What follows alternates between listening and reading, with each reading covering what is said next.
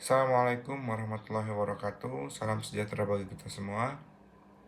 Sebelumnya, kami dari kelompok 6 akan mempresentasikan hasil analisis strategi dari PT Mayora.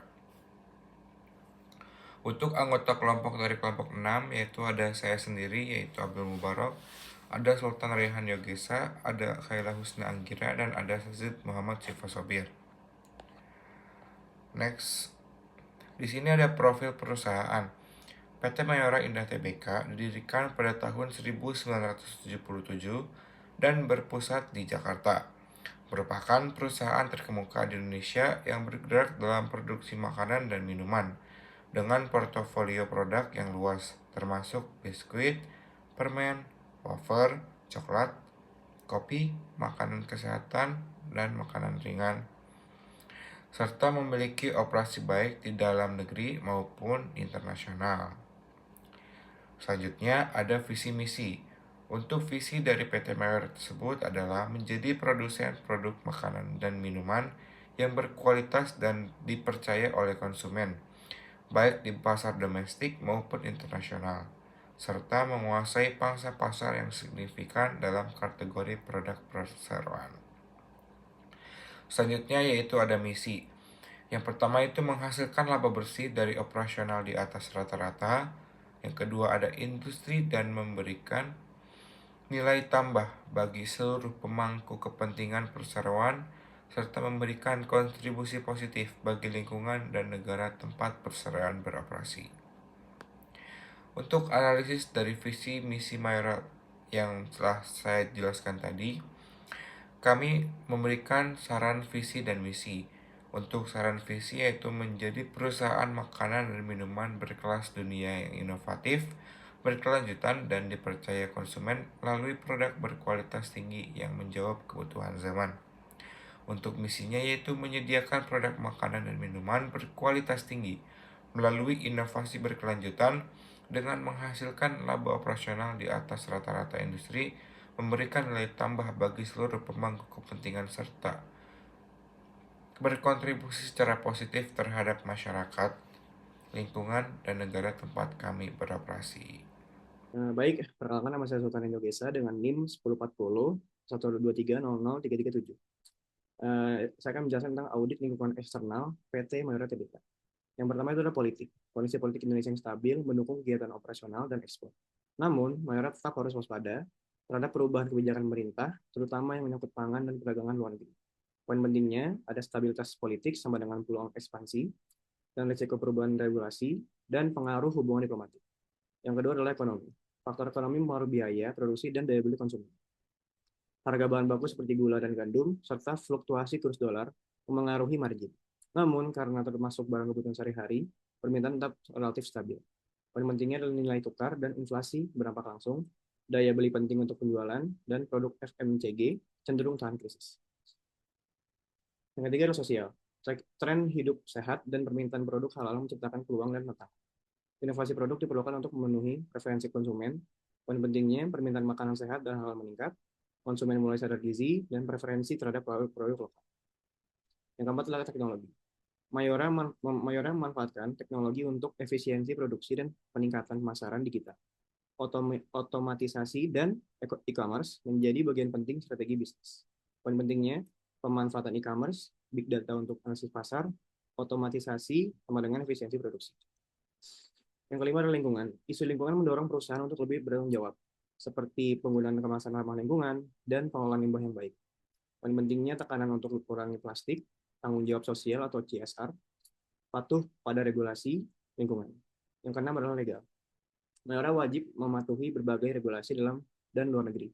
Ketatnya standar ekspor membuat kepatuhan terhadap regulasi seperti BPOM, SNI, dan hukum perlindungan konsumen menjadi hal yang krusial. Poin pentingnya yang pertama adalah regulasi pangan, BPOM atau SNI, peraturan ekspor-impor, kepatuhan hukum di negara tujuan ekspor. Selanjutnya adalah hasil analisis lingkungan eksternal. Berdasarkan faktor-faktor eksternal di atas, PT Mayora memiliki peluang besar untuk memperluas pasar ekspor, berinovasi dalam produk yang lebih sehat dan ramah lingkungan, serta memanfaatkan teknologi untuk efisiensi dan pemasaran. Namun, ancaman seperti fluktuasi nilai tukar, regulasi yang ketat, dan kompetisi yang tinggi tetap harus diantisipasi. Selanjutnya adalah five force factor atau Porter five force. Yang pertama, ancaman datang baru. Rendah hingga sedang, industri makanan membutuhkan investasi besar dan kepatuhan terhadap standar ketat. Yang kedua, kekuatan masuk sedang. Ketergantungan pada bahan baku impor membuat Mayora rentan terhadap fluktuasi harga global. Yang ketiga adalah kekuatan pembeli tinggi. Konsumen memiliki banyak pilihan dan sensitif terhadap harga serta kualitas. Yang keempat, ancaman produk pengganti tinggi. Banyak alternatif produk makanan ringan dan minuman dengan harga dan fitur serupa. Yang kelima adalah persaingan di industri tinggi. Banyak perusahaan lokal dan multinasional bersaing di segmen yang sama, seperti Indofood, Nestle, dan Wings. Oke, di sini ada FE matrixnya. Dan di sini ada competitive profile matrix. Saya Kaila Anggira dengan NIM 1040123000366. Untuk yang berikutnya ada analisis lingkungan internal.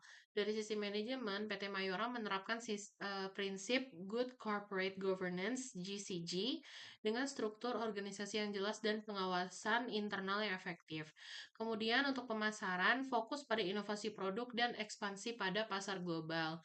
Kemudian dari sisi keuangan, kinerja keuangan stabil dengan pertumbuhan penjualan dan profitabilitas.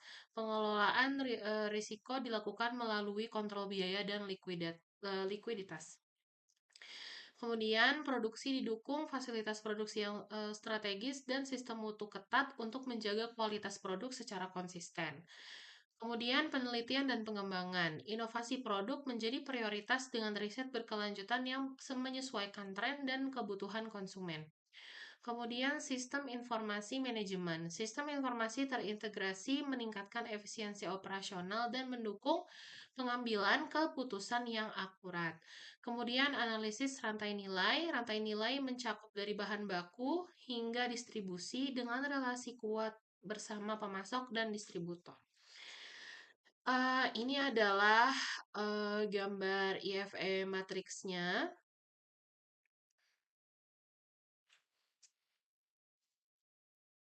Nama saya Sajid Muhammad Cipasobir dengan NIM 104012300314. Selanjutnya kita masuk ke strategi pada level korporasi, level bisnis, dan level fungsional pada PT Mayora. Jadi pada level korporasi, PT Mayora mengembangkan strategi untuk mengelola keseluruhan portofolio dan menentukan arah besar perusahaan. PT Mayora juga mengimplementasikan beberapa strategi penting untuk mencapai tujuan yang jangka panjang tersebut. Yang pertama ada diversifikasi produk.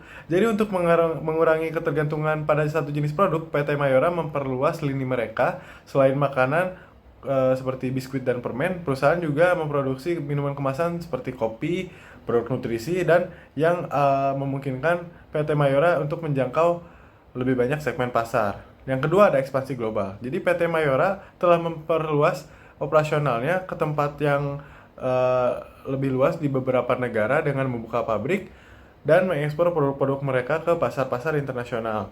Jadi strategi ini menunjukkan untuk meningkatkan daya saing di pasar global dan memperoleh pertumbuhan yang lebih baik. Lalu yang ketiga ada mergers and acquisition. Jadi PT Mayora seringkali mempertimbangkan akuisisi perusahaan lain atau menjalani aliansi strategis untuk memperluas posisinya di pasar. Ini juga termasuk akuisisi merek yang sudah ada dan sudah dikenal di pasar. Lalu selanjutnya kita masuk ke strategi level bisnis di PT Mayora. Jadi di level bisnis, fokus dari PT ini adalah bagaimana perusahaan bersaing dalam pasar tertentu. Jadi PT Mayora menggunakan beberapa strategi bisnis untuk meraih posisi yang unggul.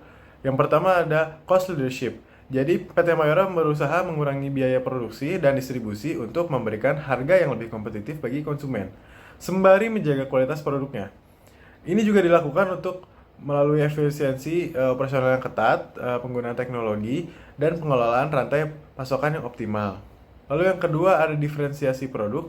Jadi Mayora menerapkan diferensiasi produk di mana mereka menciptakan variasi produk dengan adanya inovasi rasa dan inovasi yang baru yang membedakan dari pesaing-pesaing mereka. Misalnya biskuit atau minuman itu mereka kasih varian rasa yang unik yang menarik bagi berbagai segmen pasar. Lalu yang terakhir ada inovasi dan perkembangan produk. Jadi Mayora sangat berfokus pada pengembangan produk baru dan peningkatan produk yang sudah ada melalui riset dan pengembangan atau R&D yang intens.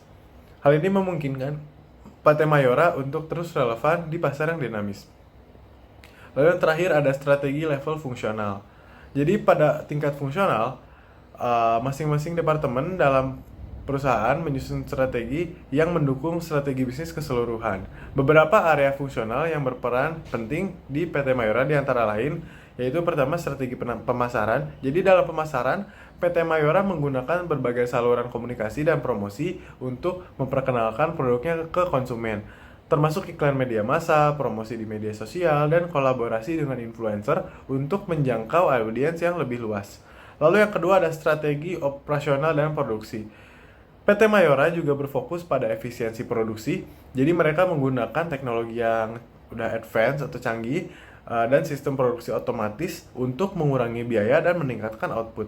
Selain itu, perusahaan memastikan bahwa kualitas produk melalui sistem kontrol kualitas yang ketat. Lalu selanjutnya ada strategi R&D atau riset dan pengembangan atau research and development. Jadi R&D menjadi bagian yang penting dalam strategi Mayora. Ini tuh berfokus pada inovasi produk dan pengembangan teknologi produksi. Mereka terus melakukan riset untuk mengikuti tren pasar dan memenuhi kebutuhan konsumen yang terus-terus berubah. Oke, selanjutnya ada tahap input. Di sini tahap input itu ada 3. Yang pertama ada IFE, yang kedua ada EFE, dan yang ketiga ada CPM. Untuk IFE yaitu Internal Factor Evaluation. Nah, untuk kekuatan dari IFE itu sendiri, yang pertama itu mendistribusikan secara luas, yang kedua itu membangun brand awareness secara tinggi. Dan untuk kelemahan dari IFE itu sendiri yaitu ketergantungan pada pasar tertentu. Selanjutnya yaitu EFE atau External Factor Evaluation. Untuk peluang dari EFE tersebut, yang pertama itu perusahaan bisa berekspansi ke mancanegara. Yang kedua yaitu banyak tren, salah satunya adalah tren konsumsi mie instan secara sehat. Untuk ancamannya, yang pertama ada persaingan ketat di industri FMCG, dan yang kedua yaitu perubahan regulasi ekspor dan impor yang berubah setiap tahunnya. Untuk CPM atau Competitive Profile Matrix, untuk pesaing dari PT Mayora itu yang pertama adalah Indofood. Dan untuk kekuatan dari CPM yang pertama itu ada inovasi produk, dan yang kedua ada jaringan distribusi secara luas. Dan untuk kelemahan dari CPM yaitu perlu ekspansi produk-produk yang sehat. Oke, selanjutnya ada tahap SWOT. SO yaitu manfaatkan brand kuat untuk ekspansi ke pasar global. WO tingkatkan kapabilitas R&D untuk mengikuti tren makanan sehat. ST diverifikasi produk untuk menghadapi persaingan. Dan yang terakhir ada WT yaitu efisiensi biaya produksi untuk mengurangi resiko fluktuasi harga. Selanjutnya ada kesimpulan.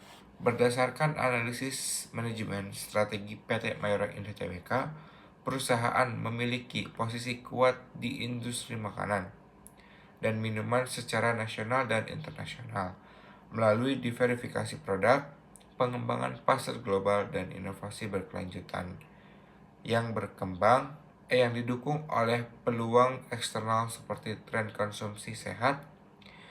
Meskipun menghadapi ancaman fluktuasi nilai tukar regulasi ketat dan persaingan tinggi, kekuatan internal Mayora meliputi sistem produksi yang efisien, distribusi yang luas, merek yang kuat, dan komitmen inovasi yang kuat.